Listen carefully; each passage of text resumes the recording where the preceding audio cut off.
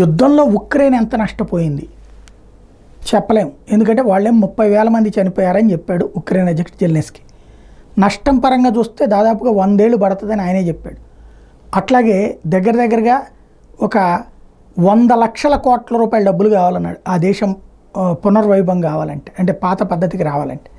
ఇవన్నీ జరుగుతాయా అంటే చెప్పలేం. 100 లక్షల కోట్ల నుంచి ఇప్పుడు 1000 లక్షల కోట్ల స్టేజ్కి వెళ్ళిపోయింది. ఎందుకంటే రోజు పతనం ఆ స్టేజ్లో ఉంది. ఈ దశలో ఉక్రెయిన్కి సంబంధించినటువంటి కీలకమైనటువంటి పరిణామం ఎంతమంది చనిపోయారు అన్నటువంటి మీద మొన్ననే రష్యా సంబంధించిన రక్షణ మంత్రి సెర్గో చెప్పుకొచ్చాడు 5 లక్షల మంది అని. ఇప్పుడు అదే విషయాన్ని ఉక్రెయిన్కి సంబంధించినటువంటి విదేశాంగ మంత్రి ఎంపీ కూడా చెప్తా ఉన్నాడు. లక్షల మంది చనిపోయారు కానీ లెక్క చెప్పడానికి ప్రభుత్వం అంగీకరించట్లేదు, మాకు తెలుసు అక్కడ ఏం జరుగుతోంది అన్నటువంటి. అంటే లక్షలాది మంది చనిపోయిన మాట వాస్తవం. ఇప్పుడు ఆ లక్షలాది కుటుంబాలు వీధిని పడ్డాయి, వాళ్ళని ఆదుకునే వాళ్ళు లేడు. మరొక వైపున కొత్తగా సైన్యంలోకి తీసుకుంటున్నారు.